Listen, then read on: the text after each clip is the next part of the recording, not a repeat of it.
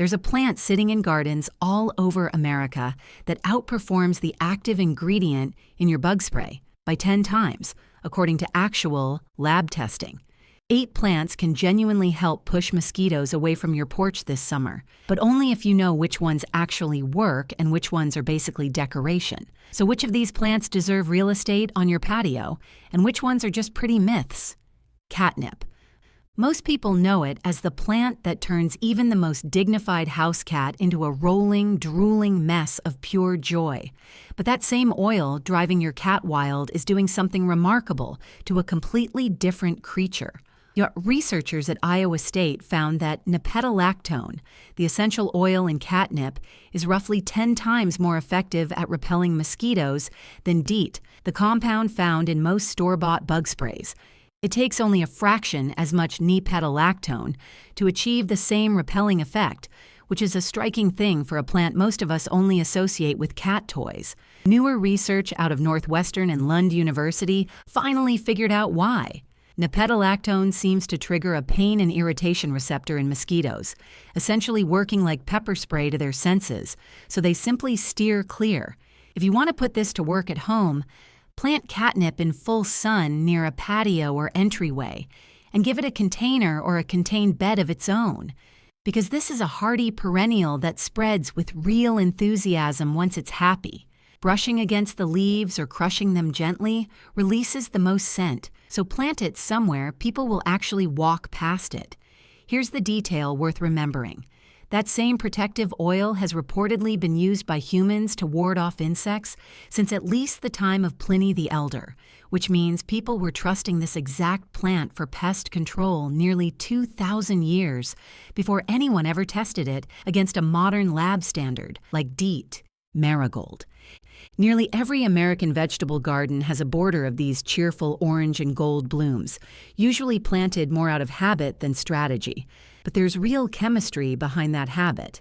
Marigolds contain pyrethrum, the same family of compound used in a lot of commercial insecticides, and French marigolds in particular produce elevated levels of a compound called limonene, which has been shown to measurably reduce pest activity around nearby plants. Here's the part most people never hear, though. The strongest, best documented power of a marigold actually happens underground, not in the air. Its roots release a compound called alpha-terthianol that suppresses root knot nematodes in the soil, and that underground effect is where most of the hard scientific support really lives. The airborne mosquito-chasing reputation is real, but it's a gentler effect by comparison. To put marigolds to work in a real garden, grow French marigolds along the border of a vegetable bed or in patio containers. Give them full sun and well-drained soil, and deadhead the spent blooms regularly to keep new flowers coming through fall. And here's a nice thought to carry into the garden center next spring. Gardeners have been planting marigolds next to tomatoes for generations, purely on instinct and tradition. And it took modern nematode and whitefly research decades later to actually prove that old folk habit was right all along. Citronella grass. Most people already picture the bushy plant in a big terracotta pot on the porch, the one sold at every garden center every spring with a tag promising it will keep the bugs away. Here's the surprising part. That bushy plant most people call the citronella plant is not actually citronella at all. It's a scented geranium, and lab testing has found it does very little to repel mosquitoes. In one field trial, mosquitoes were actually observed landing right on it.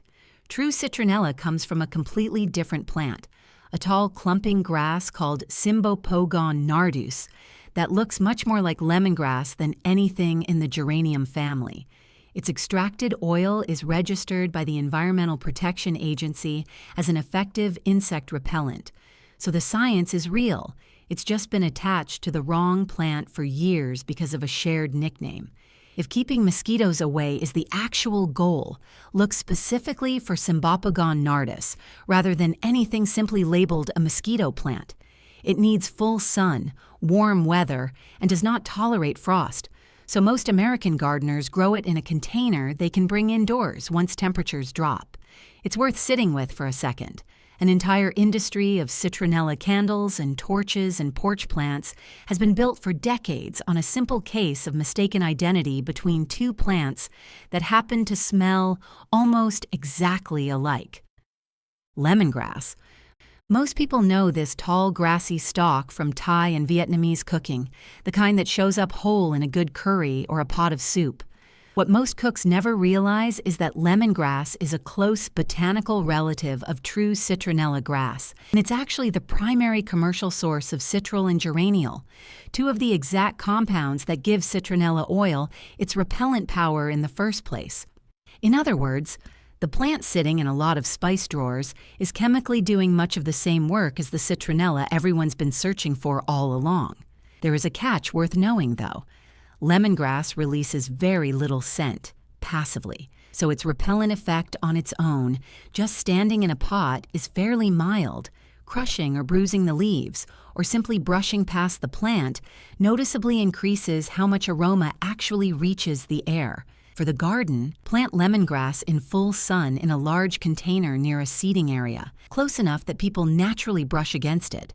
It's a heat-loving perennial in warm climates, but anywhere frost occurs, it needs to come indoors or be treated as an annual, and established clumps do best when divided every year or two. That's a connection worth carrying into the next grocery run. The same plant so many people grow for a recipe is, quietly, one of the more genuinely research-backed mosquito deterrents on this entire list, working double duty in the kitchen and on the patio at once. Lavender. Everyone recognizes this one. The purple-flowered, calming, scented herb tucked into candles, soaps, and cottage gardens from coast to coast. What most people never think about is where its name actually came from.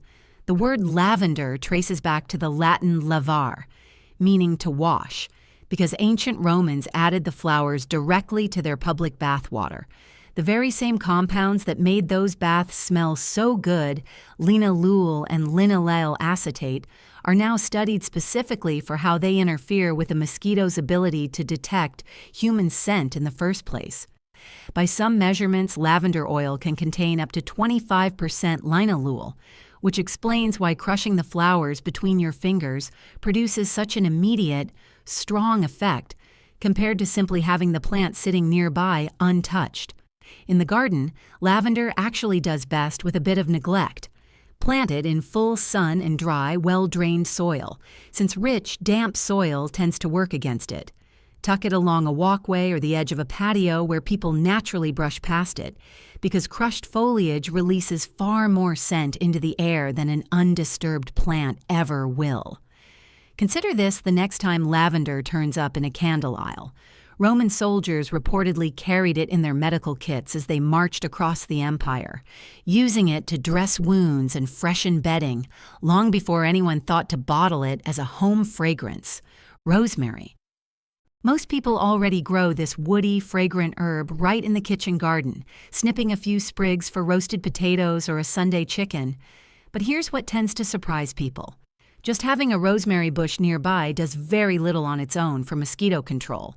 University testing found that simply brushing past it produces a protective effect lasting only about 15 minutes.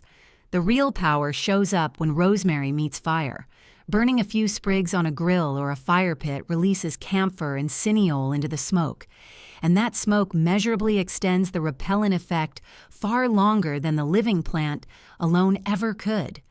Rosemary happens to be one of the most drought-tolerant plants on this whole list, genuinely thriving on a bit of neglect, which makes it one of the easiest choices for a hot, dry corner of the patio that nothing else seems to survive. Grow it in full sun with excellent drainage. It does beautifully outdoors in warmer climates, and where winters turn cold, a container that comes inside works just as well. For real repellent benefit, toss a few dried sprigs directly onto the coals the next time there's a fire going. That old nickname captures something worth holding on to.